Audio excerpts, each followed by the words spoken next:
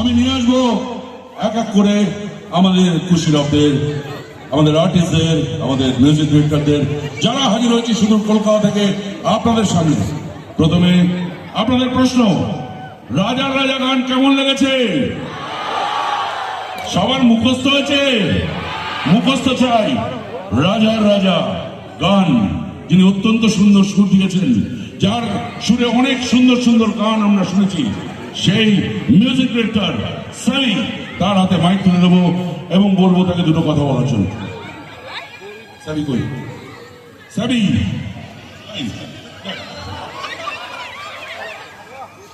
কেমন আছো সবাই? প্রচন্ড ঠান্ডা আর একটু গরম হবে নাকি? তো রাজার রাজা আমি তাকেই বলি যে আমায় আমার প্রথম ব্রেকটা দিয়েছিল।